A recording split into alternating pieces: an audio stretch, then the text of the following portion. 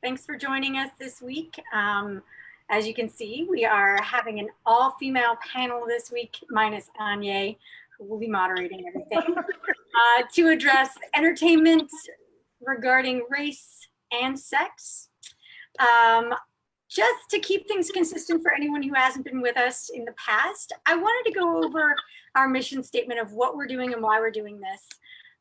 Let Us Breathe was started in the wake of the killing of George Floyd.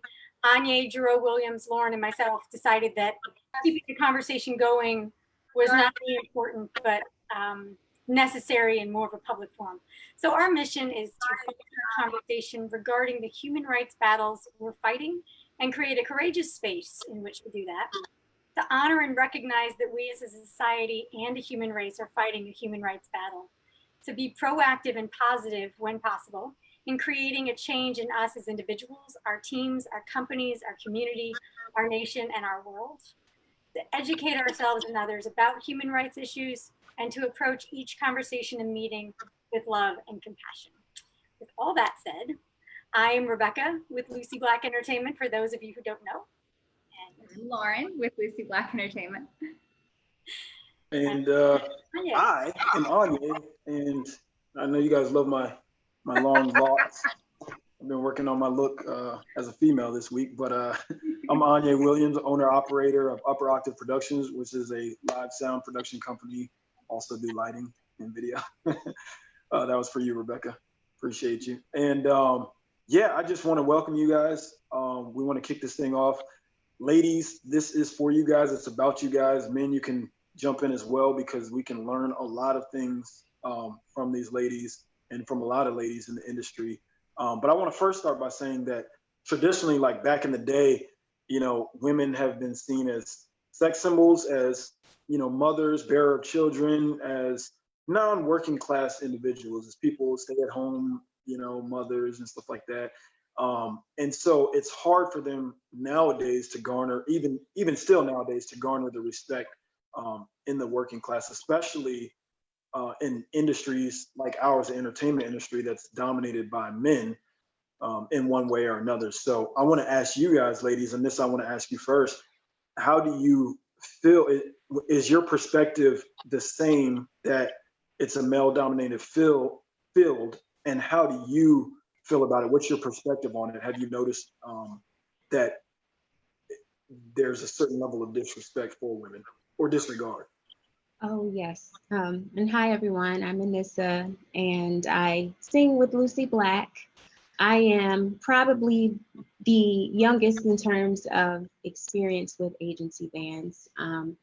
I have only been with 2 bands thus far in the past 3 years. And just my experience there alone has definitely shown me that there is a difference with how women of color are treated. And it is male dominated, at least the experiences I've had. I'm still, like, I guess, trying to understand it all. You know, it's only 3 years for me. And so I don't have as much, you know, experience as the others who are on the call. But I do appreciate working with this team, because they really do try to make sure that all of this is acknowledged, and we try hard to combat it. So Indigo, since Anissa's saying she's fairly inexperienced, make sure you unmute yourself and introduce yourself. But let us know from your perspective, because you've been in the game for a minute. I think what, like 47 years or something like that you've been in? I don't know. Something crazy. And so, but you look great for 70, you know? Yeah. But you've been in the game for a little bit. What have you picked up? Like, what's the progression in your eyes from when you first got into now, as far as the respect for women? Or has it changed? Yeah, so I think that that's tricky, because when you're talking about male dominated industry, I guess it depends on which side of the industry. When you're talking about bands, you're talking about ownership. Are we talking about, you know, I mean, typically speaking, most of the time, you know, you have male musicians for the most part. That's starting to change quite a bit. Usually there are definitely female singers in the band. So it's not like a outweigh of numbers or anything like that. But from the perspective of what it seems like who's in ownership of a lot of these Right. entertainment industries, you know, I think usually it's men. It has been in the past. I never actually saw any women before maybe like 3 or 4 years ago, you know, kind of owning, you know, agency bands or anything like that. So I'm very, very proud of Lucy Black Entertainment for obvious reasons. Okay. Yeah, girl power all the way. Rebecca and Lauren are doing the damn thing. And I'm so proud of them and how they continue to bring integrity into all of this, and give everyone a voice, you know, regardless of gender, you know, regardless of ethnicity, all that kind of stuff. But yeah, I mean, it has been a shift, I think, over the last few years of seeing more females, and even that has become kind of problematic. Even sir, ma'am, female, male, you know, even that language even can now be even looked at as a little bit problematic. I'm trying to even watch that, because we have to be inclusive, you know, of everyone as well. So I am starting to see more women ownership in the band sector, and that's very refreshing to see. But there are some other issues that go on with regards to there being pressure put on women in bands. You know, you have to wear those heels for all 3 hours, or, you know, perhaps that's a different part of the conversation. But yeah, I am seeing an increase of women in leadership roles and things like that in the band community. Yeah, we'll definitely get into that, because I know you had a comment last time and we didn't get to fully address it, but we'll definitely get into that. So, Cash, I wanted to ask you, because something that Indigo said was very key that I didn't really think of before, but with the influx of women being in the leadership role or owning the companies or owning the agencies or booking the talent or whatever the case is, being, you know, the dominant planner and stuff like that, with the influx, I kind of feel like there's more pushback as well, because whenever you have something changing, there are going to be people that are opposed to it. So there's going to be, you know, more. For instance, never mind. I'm not going to go down that road. But I'll just say that when things are one way, there's a group of people that are content. When there begins to be change, that same group of people has issue with it. So do you believe that men or otherwise are more so disgruntled now or having issue with more women taking over? And do you believe that that's affecting the respect level of women in this industry that are in leadership? Like, have you seen or noticed different treatment from men versus women? As a woman, I always have to say yes to that, right? Because it's just the truth. There's a difference. Whether it's a welcome change or a change in resistance, I mean, I think it's easy to look at the current landscape of things and to say that there is a little bit of resistance, right? It may not come out in firm statements like, you know, she can't do it, or, you know, they don't have that, but it could be, you know, this is a very competitive industry. And so it might turn into, well, they don't have what I've got, or they don't have the tenure, or, you know, those are statements that I feel like are likely to come out. I can't say that I've seen anything directly, but I don't think it's a far-fetched to say that when you are watching things go down, you're noticing that there are small, you know, microaggressive tactics that people will use to sort of demean the work of someone else. that is not in the dominant culture or representative of the dominant culture who may be owning bands or running bands. And Cass, what's your relationship with Lucy Black? Oh, my fault. So, hey, I'm Cash Jane. I am a vocalist with Lucy Black, jazz and otherwise. And I also am a songwriter and performer of other styles of music. Awesome. Well, welcome Cash and Nissa and Indigo. Rebecca, I want to come back to you on this because I don't want to move from this topic because I feel like it's important with your role and with Lauren's role. Please feel free to chime in, Lauren. You guys are a lot of times in the room when things are getting booked or sharing the emails or the ones who are directly disrespected by men because you guys are in a leadership position. You own your own company. You do have stake in this industry. And you guys are oftentimes competing not in a negative way, but against men for the same jobs or otherwise. So I wanted to ask you, Rebecca, what experience do you have with women in this industry? Or I should say the disrespect for women in this industry. Do you feel like it's a huge issue right now? You know, I do feel like it's still an issue. I think a huge issue is always a matter of perspective. You know, there's a lot of things I think are huge issues. And I think, you know, for me, one of the things that I have seen the most is how men in our fellow entertainment side treat us differently.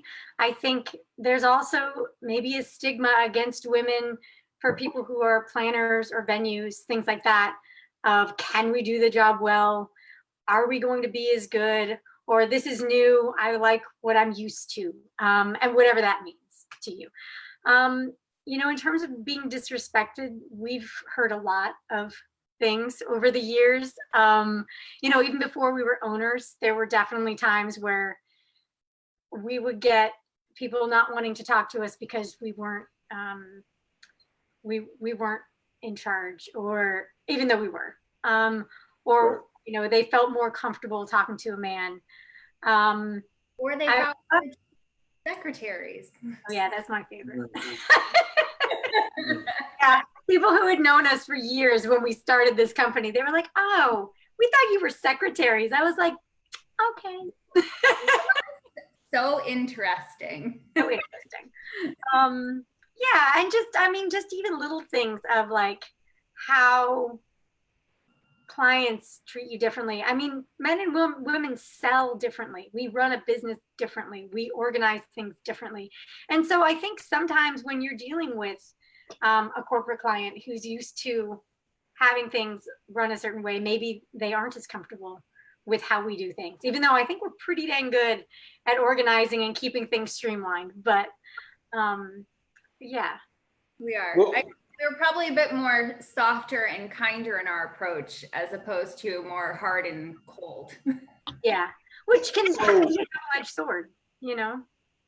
So my question would be then, what's the discrepancy? Where do the improvements need to be made in order for men and women to be viewed on the same plane in our industry? I mean, I think that's the age-old question in general, right? I mean, what was the law? I mean, it was like a constitutional thing that we just wrote in a few years ago of giving women, I'm trying to remember what it was. I'm not even going to quote it because I can't remember now. But there's just a lot of inequalities in our system. It's just like we've talked a lot about systemic racism, how things are stacked a certain way and have been for centuries. I think with women, it's been the same way. And unfortunately for women of color, even worse. You know, a lot of women talk about the right to vote and the women's movement. And, you know, they don't like to talk about how when we got the right to vote, Black women didn't. So we didn't get the right to vote. It took a while, you know, and no one likes to talk about that. And so I think that that's a huge issue that our country faces, of just seeing women differently, of you know, having things stacked in a different way. Yeah. And I think Tanya's question too, it's more of that mutual respect and to give everyone a chance. Don't assume that you know everything about someone. You know, if you haven't even met them or worked with them, and even if you have, it's I think respect is a huge thing that can help everyone. Just be kind, be respectful. You don't know everything, and we can all collaborate, and everyone contributes in their own way. Hard for, and I think this goes back to just gender differences. You know, we've seen a lot of egos, which can be very fragile in our industry, and trying to get someone to understand that you might actually know something they don't, even though they've been doing this 50 years and you've only been doing it 15, is a big difference, you know? Go ahead, Jocelyn, what were you gonna say? No, I was just, yeah, whoop, whoop. That was all of that part. Yep, I agree, 100%. I thought you were adding to it. You sound like you were about to go in. But I do want to ask you, Jocelyn, have you noticed, and by the way, I always flip flop. I'm always like Jocelyn because they call you Jocelyn, but then I call you Indigo, so I call you Indigo at different times. But they're I'm both going, me. I'm all of the above. I mean, I get it. I get it. You're all encompassing. Call me on Tuesday. If you want to call me Indigo, my government name is Jocelyn. I go by that. My nickname for many, many years is Indigo. I go by that. It's up to you. All right, so just Indigo. I wanted to ask you about being a woman of color in the industry, and if anything has jumped out to you as far as mistreatment of women of color. I know it's hard only being on one side of things, but have you noticed different treatment for yourself versus somebody not of color? Okay, so I have, like you said, from my perspective, I'm not saying it maybe hasn't happened to, you know, a white woman, you know, or a non-Black woman, but I have noticed on multiple occasions being in the band, and there are certain rules of what you have to wear. You know, you have to make the client happy, obviously. You know, they hired you for an event.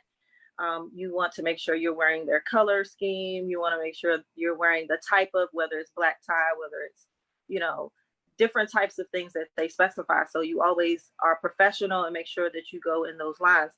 But sometimes I have found, and this may not have been necessarily targeted at me personally, but another Black woman entertainer that was maybe working alongside me. But it seemed like I had recognized that because it happened multiple times, and wardrobe was put out there, this is what it's going to be, this is what we want the look to be, and it to be even sometimes approved in advance on paper. You know, this is you know, a cutout of what we want to see. This is kind of the vibe or the style, and a Black woman shows up in that style, you know, nothing necessarily different than the photo that was shared. And there could be, you know, complaints coming in about the fit of the clothing, or and then there may be a, you know, a non-Black woman or a white woman on the same stage with essentially the same outfit, and it's not even brought up. So it's kind of like a body type issue, and that may not even be race, you know, that could just be body type. But I just typically notice it to happen more with Black women. So, you know, that particular kind of dress flew over with the white girl and nothing was said. But because, you know, the Black woman was curvy or, you know, whatever have you, maybe it made certain people uncomfortable. She could not help that. That was something that God gave her, you know, or what have you. So I'm sorry it doesn't look like that, like it looks on her, but it's the same. So, you know, that could just be a sensitivity issue for when people are choosing what kind of clothing they want to see. You have to keep in mind everybody's body type is not the same. You know, culturally speaking, sometimes some body types are more in line with different ethnicities and things like that. It just is what it is. So that's definitely a big one that I picked up on over time, because like you said, I've been in bands for like 45 years now. So I've had ample opportunity to see it play out, and I've seen the nasty side of it too, where, you know, it's kind of like maybe a planner, you know, is kind of the one that's spearheading the hate a little bit, or that's kind of how it could come off, or, you know, it comes back to us that it may have been the planner, or you know, that had an issue, and, you know, do you have a change of clothes, or, you know, whatever the case may be. So that kind of stuff is very obvious to us behind the scenes, because it's been a conversation that's been happening for a long time. Yeah. Okay. Yeah. And so, okay, so here's my question then, and I want to throw this to Anissa, but I really want Rebecca and Lauren to chime in. Rebecca, real quick, I think you had a follow-up comment to that. I did. So to Jocelyn's point, you know, this is something we've also seen, and I've also seen that the planner is used as a scapegoat in some of these situations to address maybe what someone else might feel is uncomfortable. One thing that has been really interesting now that Lauren and I get to dictate a lot of this is we can get to it later about women being seen as sex symbols, but it's like this mixed message we send women in these bands. And, you know, if you're curvy, which a lot of, you know, our Black singers are, which is a wonderful thing, by the way. I think it's understanding, how do you balance dressing for your body type when you've been told that's not sexy enough, or you've been told you look frumpy in that because it's not fitted enough, and then you show up wearing something that does fit that, and you're told that it's inappropriate. So there's just this balance and this struggle that I think women are given, I mean, even in life, but imagine that now on stage, and you're in front of everybody, and you're in a spotlight, and that's what you have to deal with. Like, it's really hard. And you know, one thing Lauren and I have tried to do is push, maybe, I don't want to say we push it being more conservative, but we like the hem length to be at the knee, maybe a little bit above the knee, because, you know, it looks better on some body types. But like, why would we want to be at a wedding and feel like we need to flaunt our women in front of people? You know, I mean, that's a whole thing. But anyway, so that's to address what Jocelyn said. You know, I think we do need to think about body type and how we send mixed messages in our industry. Yeah, but that's, you know, that's exactly where I was going, in a sense, because what I want to know is, and what I think a lot of people want to know is, there's a balance between, or there's a line between professionalism and individuality. And this is kind of why I wanted to throw it to Anissa, because Anissa, you've had like different color hair, right? Mm-hmm. But some people will not let you on the stage like that. Some people won't let you on the stage with locks. Some people, because there's a certain symbol that sells, right? And there's a clientele that wants people to look a certain way in order to provide entertainment, regardless of whether the entertainment is worse or better coming from whoever it's coming from. It's about how they look, which I've never really understood. I guess I can see to some sense where they're coming from, but how do you, I guess to Rebecca and Lauren, how do you balance that? And then to Anissa as a performer, how do you deal, like, what's your experience with that? Because I know you've had personal experience. And how do you deal with the line between, okay, I'm being professional, but I'm also being myself, when you know being yourself isn't necessarily accepted? Like, how do you handle that? How do you navigate that? We're going to start with me? Yeah. Okay. Yeah. Well, I was going to, and Rebecca's comment saying, like, you know, why would we want our women to be like that? I had an experience with another entity, and They had specific requirements for the female singers as opposed to the male singer. And they said they wanted the aesthetic they were going for was, we want the man to be the man. So we want the women to be super, super sexy, and things were choreographed to where we would dance around the man and he would look like he is just all that and soaking up all of our goodness. So so that might be an aesthetic situation that a planner may want, or a director may want, and that could be what they're going for. And I was really surprised that was a thing, like a serious thing. And with my experience, I've had someone tell me that, and it was never a thing for me until I started working with them, that I needed to lose weight. I specifically went to them after rehearsals to make sure that they're okay with my performance levels and all of that. I'm remembering lyrics, I know the parts, and I'm studying the music. And they said, oh, absolutely, we have no criticism for you with that. You're great, your stage presence is wonderful. You just need to lose weight. And I said, okay.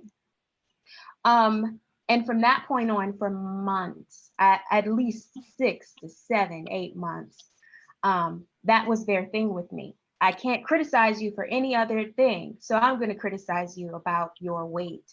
And even went as far as to getting other team members to talk to me about my exercise regimen and my diet after rehearsals or in between rehearsals, calling me out of the blue.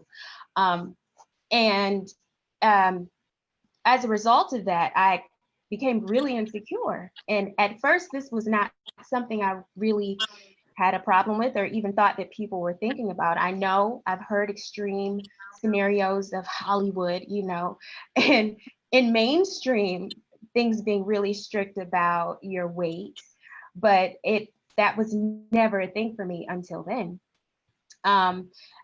Another situation was to kind of continue driving that point to me was they would bring costumes in rehearsals. I would tell them the size I needed, and they would intentionally bring in size 0 and size 2. And knowing that I can't fit that, and they said, well, we just want to see how bigger you are than this size. And would make me wear it in front of everybody to see how much bigger I am than everybody, just to remind me that we're not quite comfortable with how you look. I am no longer with this group anymore. But I will say that the experience, because I didn't say anything, I talked about it with different people that were close to me. And I think finally my decision to leave was me putting my foot down. And I also then realized, the more I thought about it, how insane it was and how inappropriate it was for someone to even think that it's their prerogative to get my weight in line. So as a result, I'm now like, oh no, you got a problem with me? And I want to, oh, you don't like this? Well, you don't need me then. What you're looking for is somebody else. And so that also goes with the hair thing. I've become a lot more comfortable with myself and my gifts. And I think the one thing that helped me through that was the fact that they kept saying, we have no criticisms for how you sing and how your stage presence is. You're a great performer and all that. And so that was also reinforcement, even though they were simultaneously bringing me down. But I started focusing on that because ultimately my goal was to become a better performer. And I feel like nailed it. So now wherever I go, I'm keeping that in mind. Yes, I know it's important to be healthy and be fit and whatnot, but the truth is, one of the reasons why they were telling me, I know the reason is really that they just wanted skinny people, but the excuse they kept telling me was that, well, you're going to be doing really rigorous choreography and you're going to be singing and you're going to do long shows, so you can't be X amount weight and do that successfully. I did that successfully. So Never heard of Lizzo. right. Hello. May I I cut do in? take a special interest in how healthy I am, but I don't focus on that anymore. Sorry, Indigo. Oh, it's okay. I'm cutting you off and stuff, but you got the wheels turning. This whole thing with weight and yeah. So that brings me back to a group that I was in before, and you know, one good thing about band videos is that you do get an opportunity, and that's a plus. Lucy Black, Lux has a band video coming soon. I'm sure y'all will talk about that. Boop, boop, boop, boop.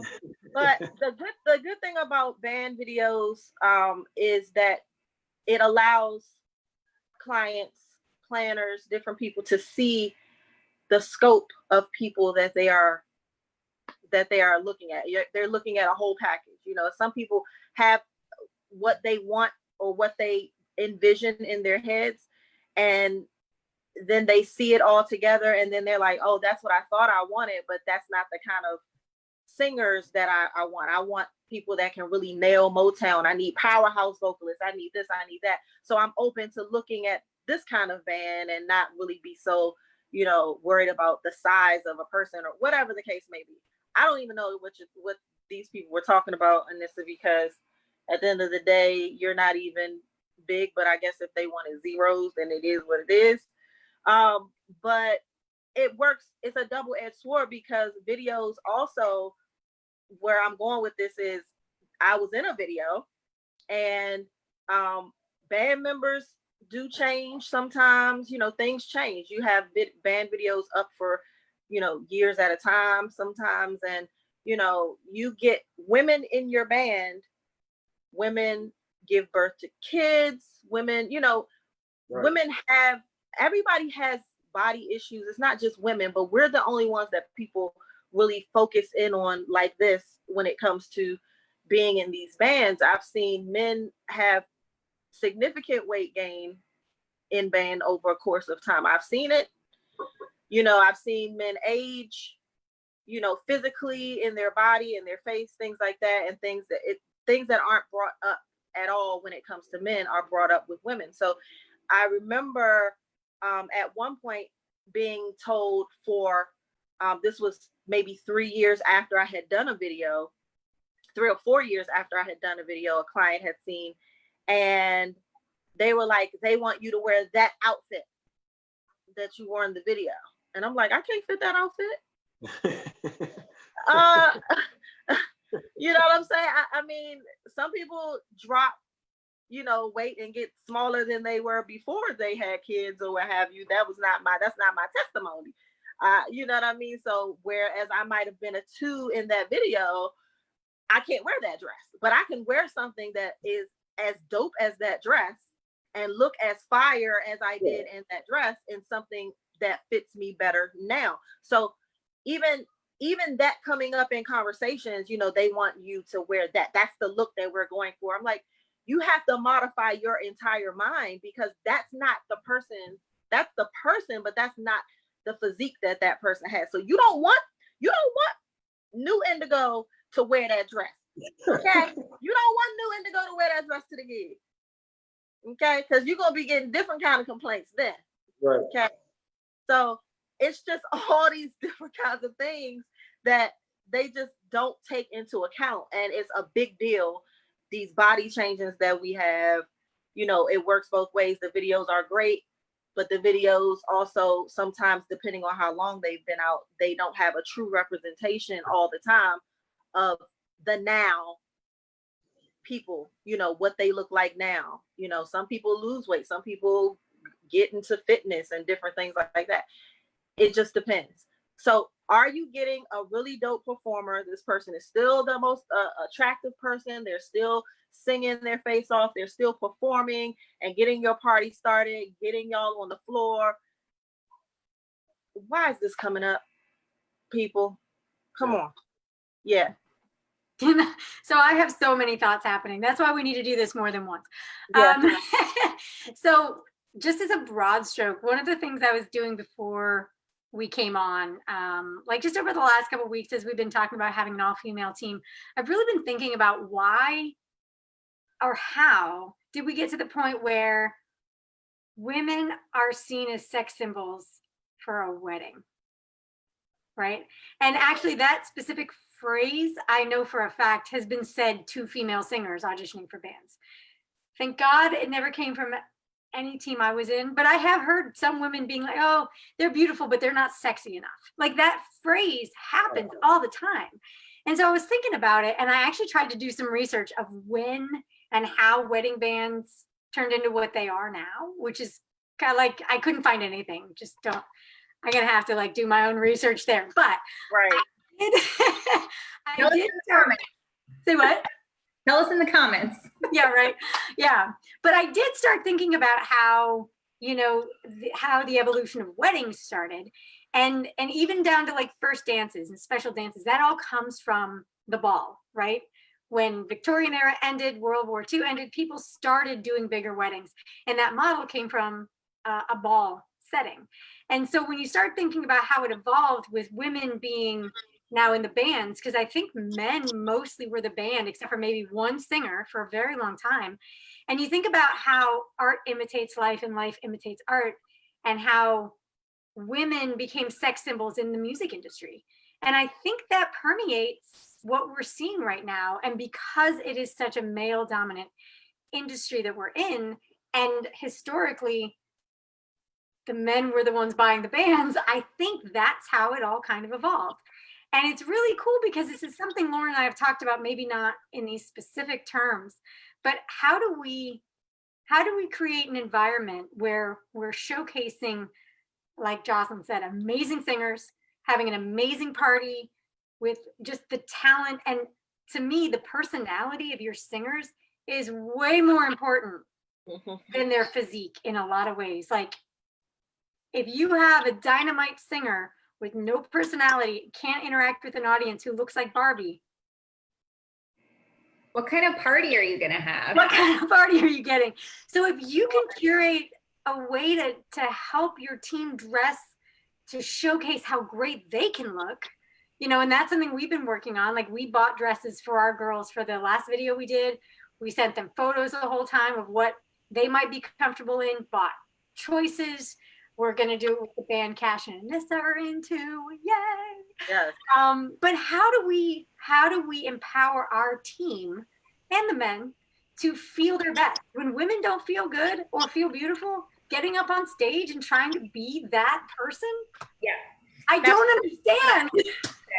No, they need to feel good. They need to feel like themselves, feel pretty in what they're wearing so that they're confident, so that they can rock it out, you know, and just really do their best and feel their best, because no one's going to feel that way in some like tight, tiny, short thing. I wouldn't. I mean, and then on stage in front of everyone with all the lights, all the eyes on you all night.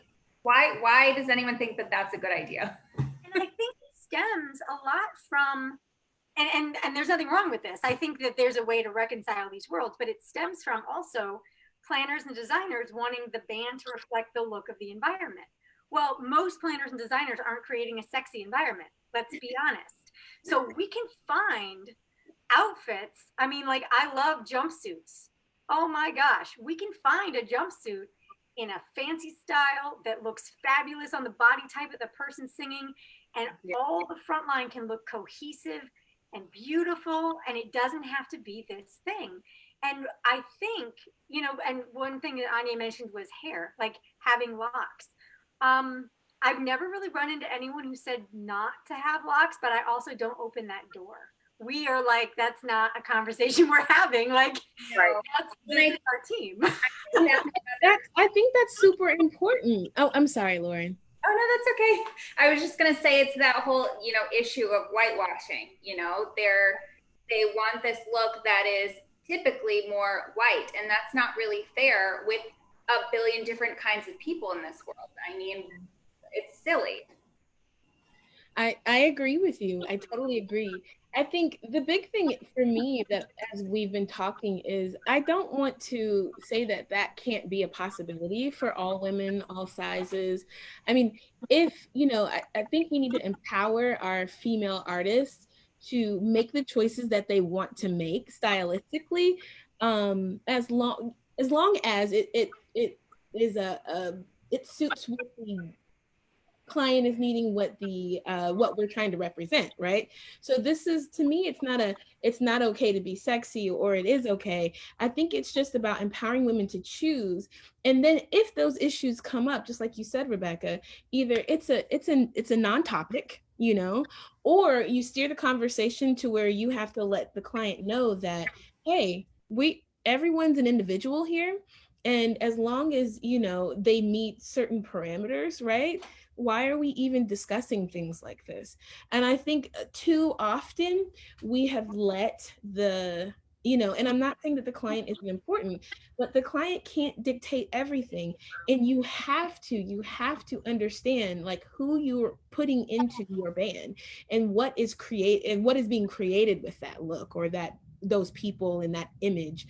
Like, you know, you can't turn, you know, me into Madonna. I don't look like her. I don't want to look like her. I think she's badass, but like, no, you know what I mean? So it's like, stop trying to fit, you know, a square peg into you know, a round hole.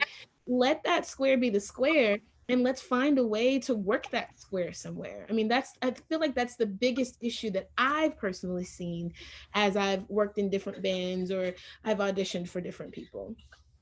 You know, and I appreciated what you said about letting our artists feel sexy, because I do want to clarify, I want our team to feel sexy, because who doesn't want to feel beautiful and sexy?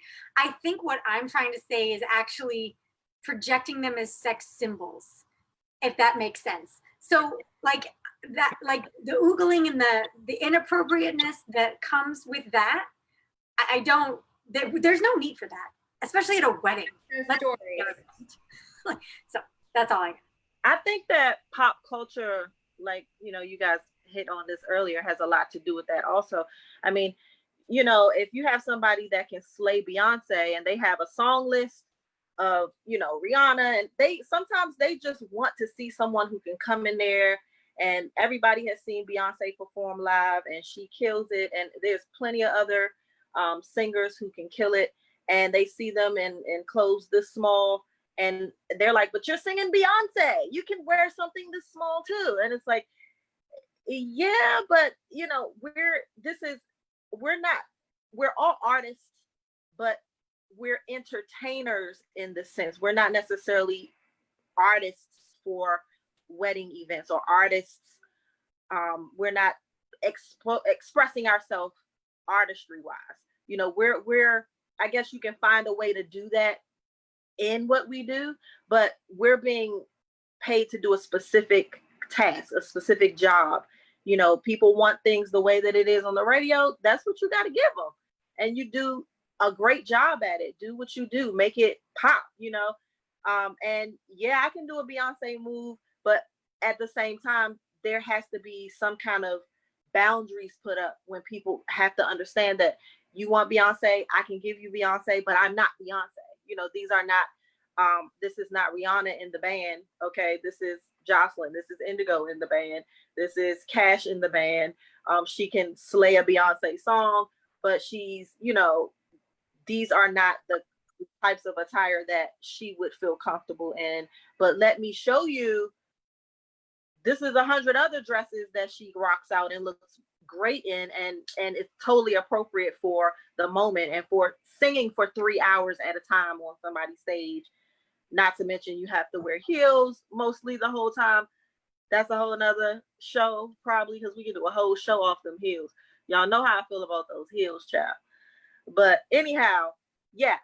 So the pop culture has leaked in to what we do, you know. So that's all. Yeah.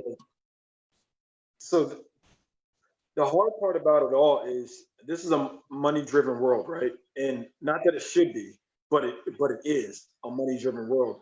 And at the end of the day, as a business, as running a business, and this is specifically to you, Lauren and Rebecca, as running a business, you in some part have to make decisions that attract people with money, right? And that's how you run a successful business in any area that your business is in, any genre that your business is in. You attract the people that are going to come to your business, right? In doing so, there's a certain image that sells more than others. And personally, as a sound engineer, I've done countless amounts of bands. And so I get a lot of questions from a lot of different people about, hey, do you have musician, do you have this type of musician that you can refer me to? Or do you have, a lot of the questions are, I need a female singer, right? And in my recommendations, I've recommended so many female singers. And the majority of the time, they have not gotten the gig because of how they look, right? And I have a huge issue with that. But I also understand it because the people who are paying want a certain mold, and that's who they buy. So they'll pay for a band who looks a certain way over a band that is 10 times more talented. That's an issue. So as somebody who stands against that, let's say Lucy Black, right? As the owners of Lucy Black who don't stand for that, how do you navigate that? How do you say, hey, be your individual selves, and know that you're going to miss out on certain opportunities while still trying to drive success? If somebody says directly to you, we didn't get your band because such and such looks like this, obviously you're not going to replace that person, but you know you're going to be less successful monetarily because of it. So how do you navigate that? Honestly, I think if someone actually told me that, I would be happy that we weren't working with them. Right. Like, I mean, I think we're at the point where sometimes the client isn't a good fit. And if I'm going to lose out because someone doesn't like the way that one of my band members looks, I'm okay with that, because that to me is an automatic red flag already, that who knows what else is going to happen later on down the line in this year or however long that we're going to be working with this client. And then on the day of, what's going to happen also. You know, it's just kind of something we don't really stand for. And we love our people to wear what they like. I mean, we have an aesthetic that, you know, a brand that everyone kind of knows and understands, but we also want to allow for that individuality, as Rebecca mentioned. You know, I don't know. I think the other part of it is, because I mean, having been in the process behind the scenes, putting together some teams and bands and auditioning people and looking at different looks and styles and appearances, because that is a huge part of how people weigh things. You know, one thing Lauren and I have been super lucky is we didn't go through that rigorous process. We kind of had talent fall in our lap. And, you know, we, as most people know, like we started with one band, and we had our friend Rachel, who was on the first forum, and Danny Baylor, who actually couldn't make this forum. She said she wanted to, but she couldn't make it tonight. And so we were lucky. We kind of started there. And then we had a gig where it was a kind of a loose, like we just need a band. They didn't book fast enough, but they still wanted to book for us. And we ended up calling Cash, who was someone we knew and trusted, and pulling in Troy, one of our other singers who was also on our second forum, I guess. And so it was this moment we were like, oh, we have another band. Like, this is great. And like their vibe worked, and their look and their energy worked. And again, it's really down to personalities that we found. And through this process, our music director, JR, came to us and he was like, you have to meet the singer I know, Anissa. We were like, okay, we trust you. And she came to a gig we had, a few of them actually. I think a rehearsal. She was kind of shy at first. And then as soon as we got in a position where she was singing with some of our team, it was like, Yo. yep. Yo, it was crazy. I was like, oh my God, who is this? It was crazy. And we around that loved her hillside. personality. And so we had the benefit of getting to know her as a person. She was professional. She was on time. She was polite. She was respectful. She was fun. And then she could sing and like interact with an audience. Like, it's a no-brainer. And also when we found out Jocelyn was interested in singing, we were also thinking that the band with Danny and Ration needed a third singer. And so we've been really lucky to not have to go through that process of making any choices specifically. I know it sounds terrible, but we're making choices, but we're just getting this great talent. But it's so much about personality, because you can have someone who maybe on paper is not a shiny penny, and as soon as you get them in front of an audience, their personality changes them. I mean, everyone knows people like that, right? You all know people who have a great personality and a smile that's going to win a room, but they might not look like the latest fashion model, right? So that mentality and being able to just showcase that part of our team is so important. And I think because we get so excited when we talk about the bands and about each human individually, we hope anyway that helps people see those personalities kind of through us and through our explanations and telling of their accolades and just what amazing people that they are. We hope that if there's any of those feelings that we're not happy about, if they're just using their eyes and not their ears, that they are really hearing what we're saying about all of these people and how incredible they are and what a great party it'll be. And it's not about, you know, fitting this mold. And I think, to your point, Aijne, redirecting people to understand what makes a band good, because most people don't know. Unless you hear a band side by side that's good and bad, most people can't put their finger on it.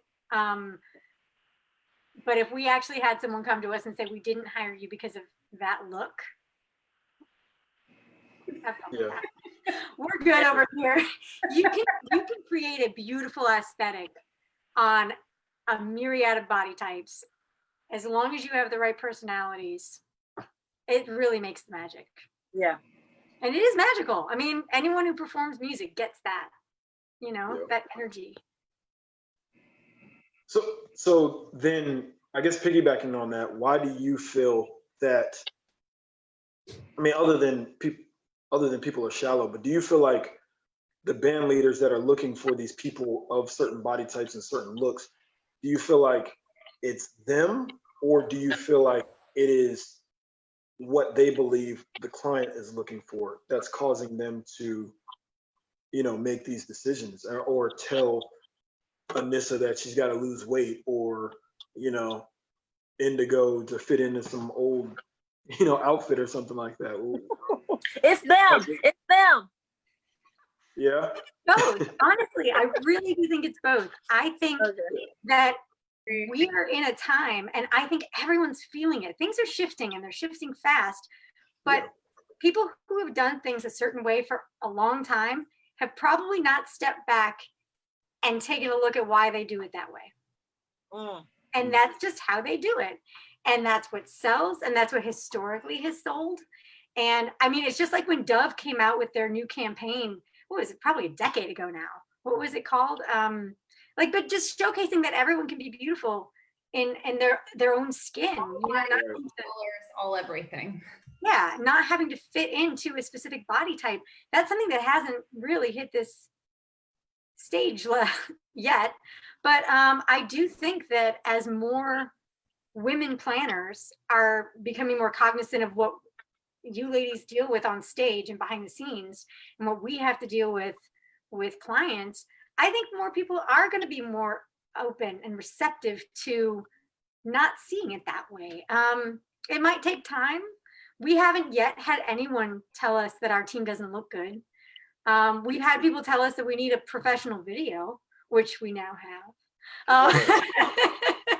But yeah, I hope that it's something that people start really actually wondering why they do what they do. Yeah. Awesome.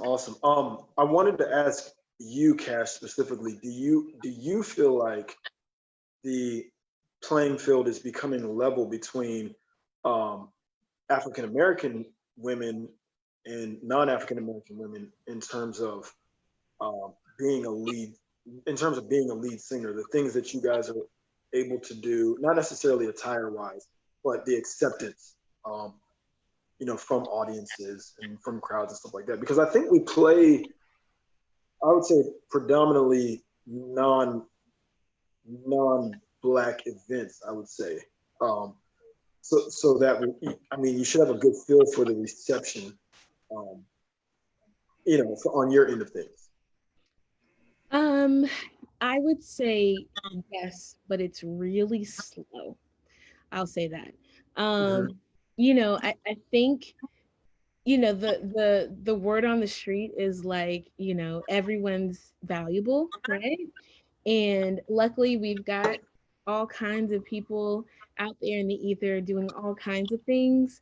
And I think that helps for those of us who are maybe not on the national level or dictating certain aspects of what's acceptable. So the answer is yes, but it's really slow and it's multi-layered. I will say that. Like, it's, you know, we can get into discussions about hair, colorism. I mean, we could go down the gambit of things to discuss like the small nuances of it. But yeah, the answer is yes, slow. Yeah. You might want to explain colorism for the people in the back. Might not. For the people in the back, okay. People way in the back. They might not. Well, I mean, I think it's easy to see, you know, especially, you know, I was a child that grew up in the 90s and the millennium, early millennium.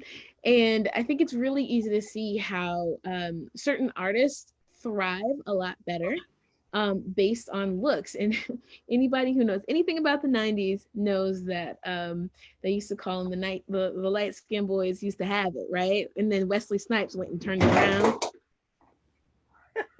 A lot going on in my household.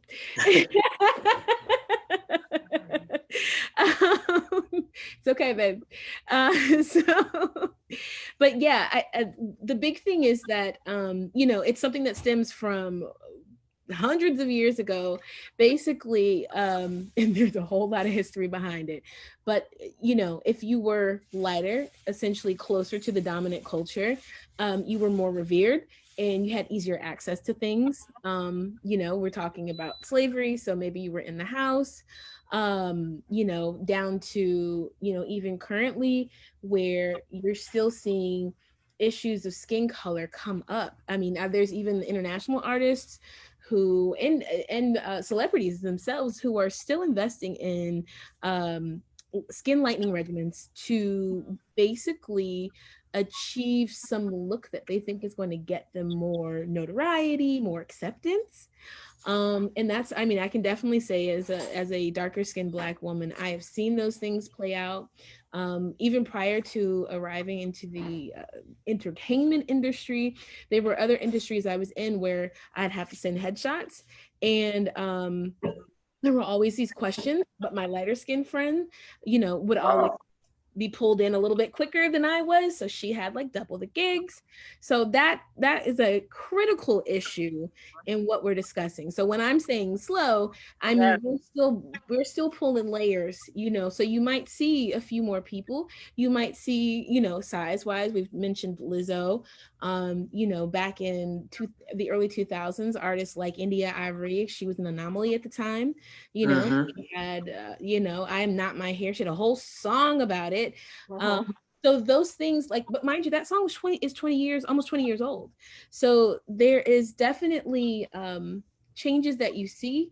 And just like with all levels of advancement, you see those changes and you kind of feel like there's going to be an arrival. And then there's like, you know, one person got in or a few people got in and then there's some pushback. And then you push a little bit harder and there's some successes made. And then, you know, there's sort of a couple steps back. So it's slow. I mean, I can't say anything different, but it's slow. And, you know, as Jocelyn was saying, for the people in the back, yes, colorism is still a critical factor in the entertainment industry, as well as hair. It's still there. Yeah. Have you, Anissa, have you dealt with that personally. I know it's not everything's overt racism, but have you personally dealt with, I would say, the discrepancy Yeah. issue of your you have? So what's your personal experience with it? Now, fortunately, as an adult, I haven't really experienced it. I think it's really interesting because my adult existence has a huge contrast to the "you're pretty for a dark skinned girl" comments that I lived through growing up.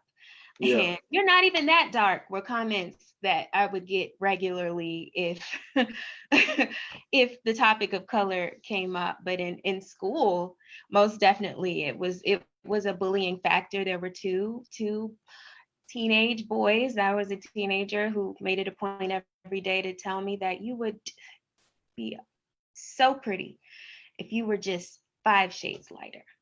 Wow. I mean, like, you would look like Gabrielle Union, and they would just spend the time talking about all the pretty women or people they think that are pretty, all these women that I could have been like, but I just have that problem of color. And on the other side, there were some times when I would go into the bathroom and mean girls would cut off the lights and say that I disappeared because I'm so dark and you can't see me. And then the famous "you're an Oreo, you're real white on the outside, the inside, I'm sorry, because you talk so proper and you're just so black on the outside."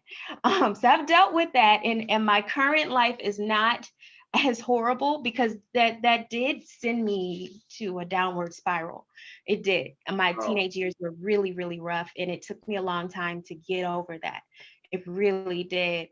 But once I started to see, and sadly, part of my getting over it was that there was a shift in people started to revere dark skin all of a sudden, and love African-like features. I was also teased for having high cheekbones, and people teased me for looking African. Like, I'm telling you, and that was within my community.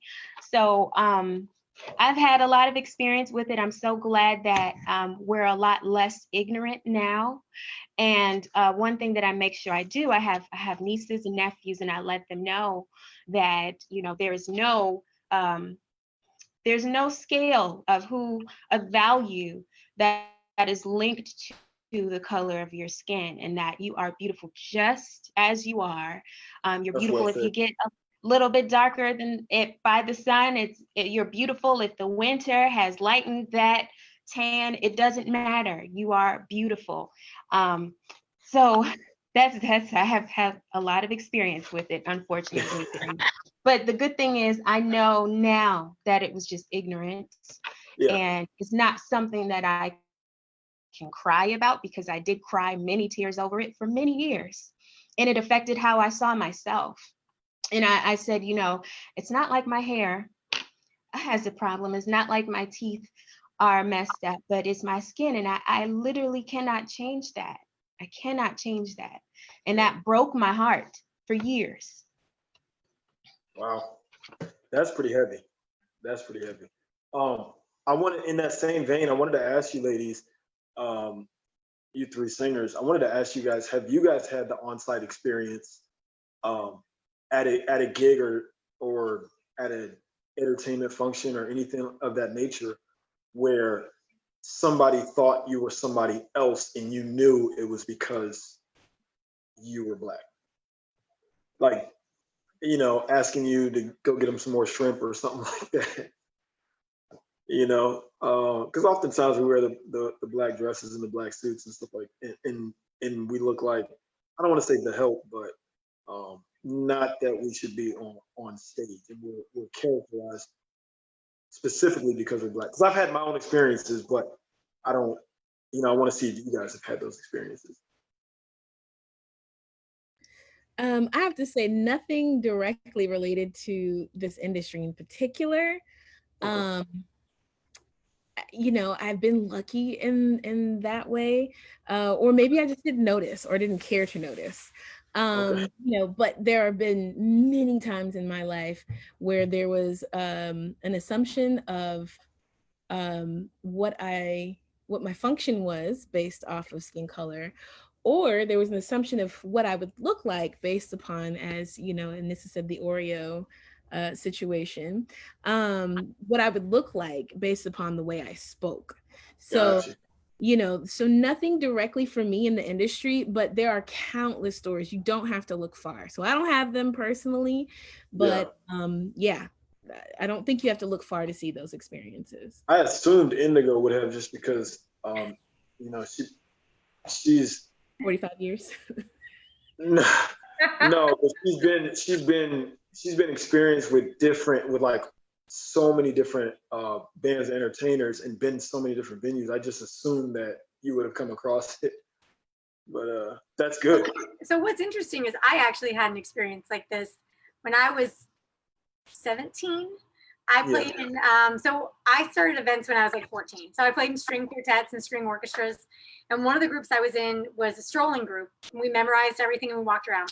And one of my best friends, he was mixed. So he was actually probably more like Earl's skin tone, but like he was, you know, a light-skinned black guy. Huh? Cash's husband. Cash's husband, sorry. You don't know Earl. You know, I forget where we got people here.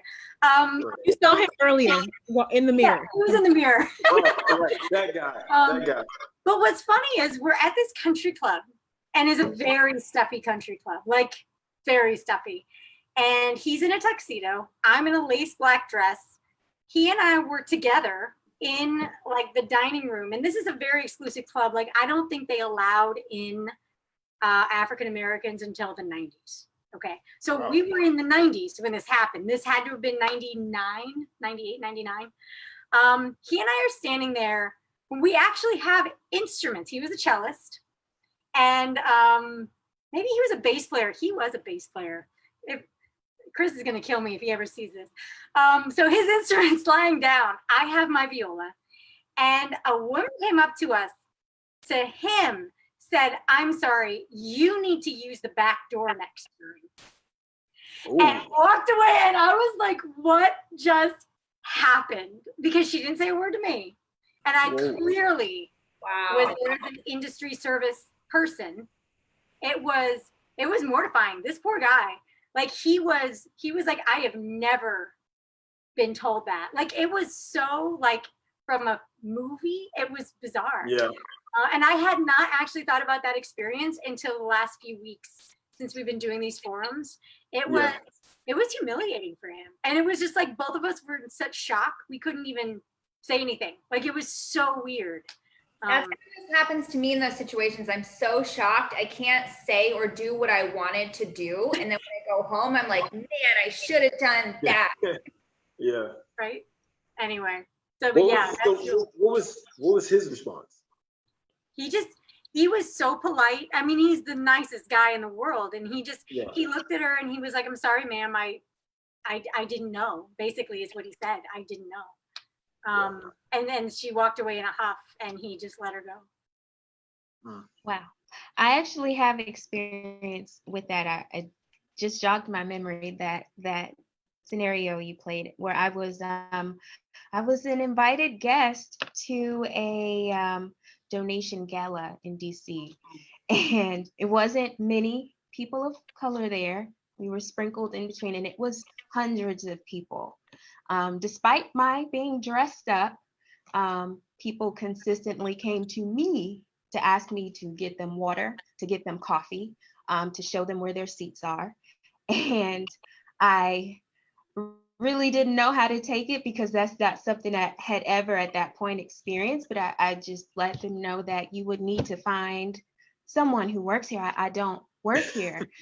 And the drink station is actually to your right, sir. You could go there, but I hated myself for being more polite because I'm like, I shouldn't have given them any directions. I should have just let them handle it on their own and figure it out to see the drink stations over there. But it was consistent throughout the night. I couldn't wait to leave. And this was like a 2-hour event. Wow. That's awful.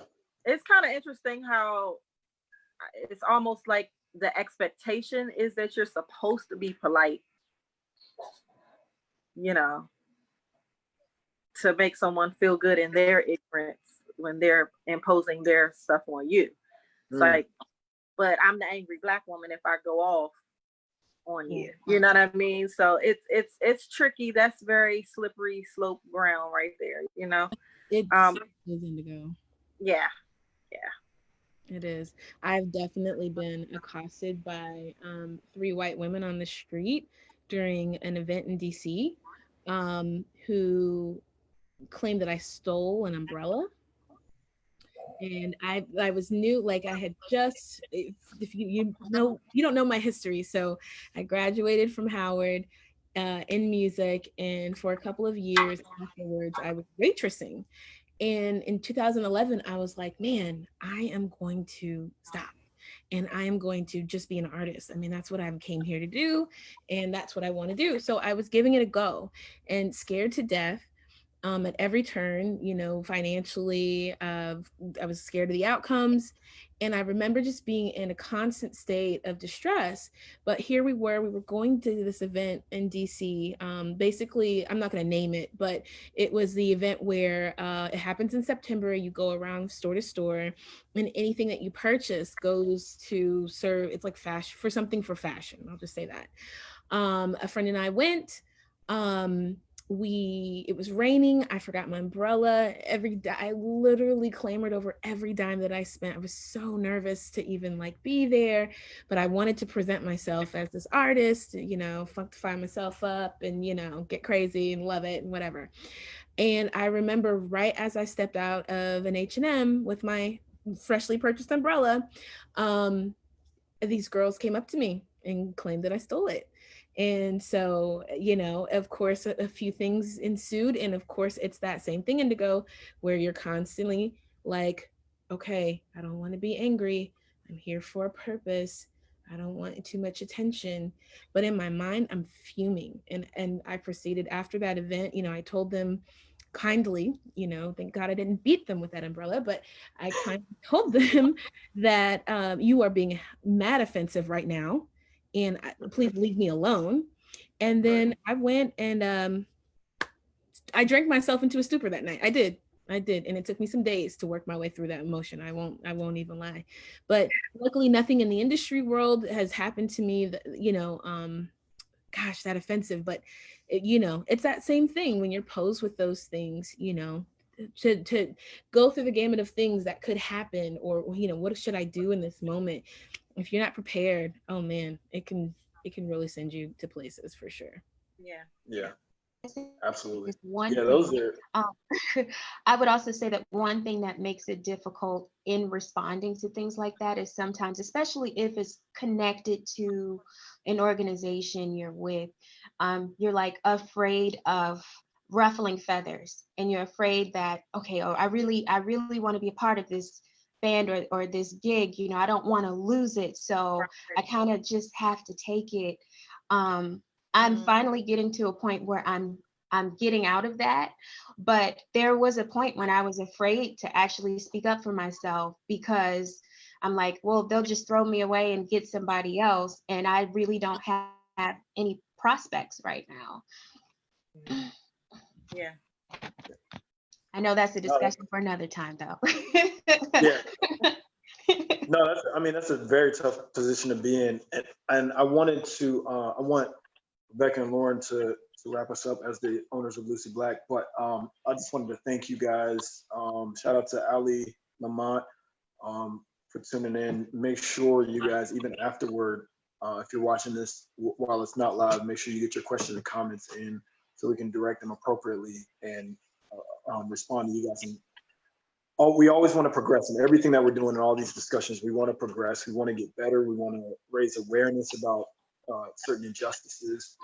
And this specifically with women in our entertainment industry just shed light on how there's still different treatment wherever you go. And so within whatever we experience as a team, as Lucy Black, as Upper Octave, Anissa, Indigo, Cash, we just want to make sure that you guys are aware, and there are some things that we've said that you guys have experienced and how to navigate those things, how to address them. So we'll be doing a part 2, but I just want to make sure that you guys get any questions and comments in.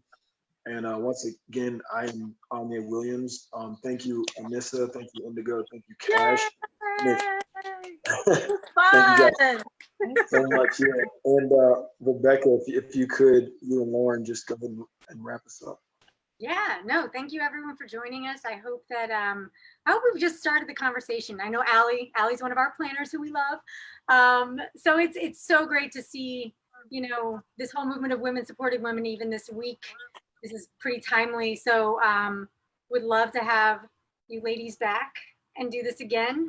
And keep an eye out. We're going to have a watch party for the Lucy Black Lux video on Friday, August 7th, which is what we've kind of deemed our second anniversary, even though technically I filed the paperwork today, 2 years ago. So that's what's going on, and we'll keep everyone posted on social about upcoming events. All So, right. thanks for joining. Bye. Bye.